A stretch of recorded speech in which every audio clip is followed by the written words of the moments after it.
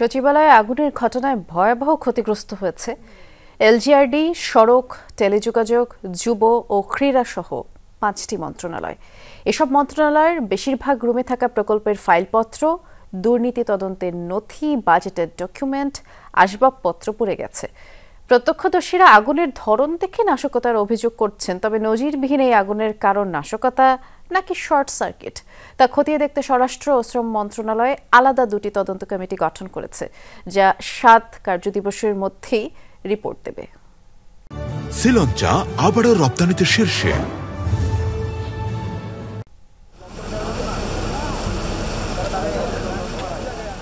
প্রশাসনের প্রাণকেন্দ্র সচিবালয়ে বিভিন্ন মন্ত্রণালয়ের কার্যক্রম পরিচালিত হয় 11টি ভবনে। এর মধ্যে 7 নম্বর ভবনে ঘটে ভয়াবহ আগুনের ঘটনা। দীর্ঘ 10 ঘন্টার তৎপরতায় আগুন নিয়ন্ত্রণে আসলেও পুড়ে যায় ভবনের 4টি ফ্লোরের বেশিরভাগ রুম। সবচেয়ে বেশি ক্ষতিগ্রস্ত হয়েছে স্থানীয় সরকার মন্ত্রণালয়। বড় মন্ত্রণালয় হিসেবে পরিচিত এলজিআরডির 2 ফ্লোরের বেশিরভাগ রুমই পুড়ে গেছে। পুড়েছে সচিবের রুমও। এর উপরের ফ্লোরে টেলিযোগাযোগ উপদেষ্টার রুম সহ ক্ষতিগ্রস্ত হয়েছে যুব, ক্রীড়া, সড়ক পরিবহন ও শ্রম মন্ত্রণালয়ের বেশ কয়েকটি কক্ষ। এতে দীর্ঘ সময়ের পুরনো নথিপত্র, প্রকল্প, বাজেটের গুরুত্বপূর্ণ ফাইল, কম্পিউটার ও আসবাবপত্র পুড়ে ছাই হয়েছে।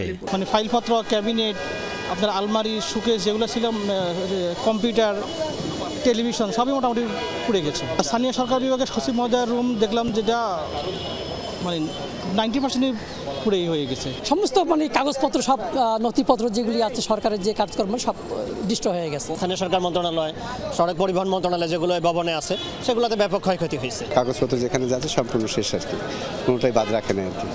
এটা পরিকল্পিত।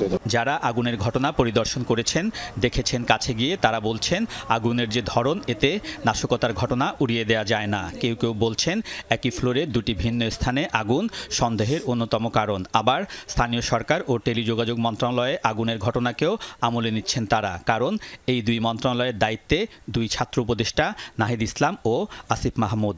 এলজিআরডি মন্ত্রণালয়ের কয়েক হাজার কোটি টাকার দুর্নীতির তদন্ত শুরুর কারণেই নাশকতা কিনা এ নিয়ে ভেরিফাইড পেজে স্ট্যাটাস দিয়েছেন উপদেষ্টা আসিফ মাহমুদ। ছাত্রনেতা সার্জিস আলমও অগ্নিকাণ্ডকে নাশকতা মনে করেন। বিভিন্ন প্রকল্পের যে বরাদ্দ দেওয়া হতো সেখানকার পিডি সহ সেখানে পুরো একটা কার্টেল করে সেখানে অর্থ লোপাটের প্রাথমিক প্রমাণ আমরা পেয়েছি, এবং এর সাথে সাবেক মুখ্য সচিবেরও প্রাথমিক সম্পৃক্ততার প্রমাণ পাওয়া গিয়েছে। ফাইলগুলো ছিল মন্ত্রণালয়ে, সেগুলো ক্ষতিগ্রস্ত হয়েছে, কিন্তু যেহেতু পিরোজপুর জেলা পর্যায়ে সংগঠিত হয়েছে, জেলা থেকে আবার আমরা ফাইলগুলো রিকভার করতে পারবো। 9তলা ভবনটিতে আগুন কিভাবে লেগেছে, কারণ কি, এর সাথে কেউ জড়িত কিনা তা তদন্তে 2টি কমিটি গঠন করা হয়েছে। স্বরাষ্ট্র ও শ্রম মন্ত্রণালয়ের আলাদা 2 কমিটি 7 কার্যদিবসের মধ্যে রিপোর্ট দিবে। দুর্যোগ ব্যবস্থাপনা উপদেষ্টা জানিয়েছেন আগুনের কারণ শর্ট সার্কিট নাকি নাশকতা তা খতিয়ে দেখে ব্যবস্থা নেওয়া হবে।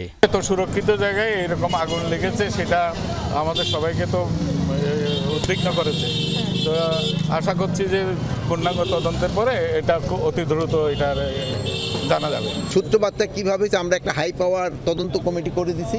এই তদন্ত কমিটি খুব তাড়াতাড়ি রিপোর্টটা দিলে আপনারা জানতে পারবেন এটা সূত্রপাত কীভাবে এবং কেন এই ভয়টা সংগঠিত হয়েছে। কর্মকর্তা কর্মচারীরা জানান সচিবালয়ের ইতিহাসে এমন ভয়াবহ আগুনের ঘটনা নজিরবিহীন। তাই তদন্তের মাধ্যমে দ্রুত কারণ চিহ্নিত করা জরুরি। বলেন ফায়ার সার্ভিস দ্রুত উদ্ধার তৎপরতা চালাতে পারেনি, এর কারণ প্রবেশপথগুলো ফায়ারের গাড়ি ও লিডার উপযোগী নয়। আলমগীর স্বপন, যমুনা নিউজ, ঢাকা।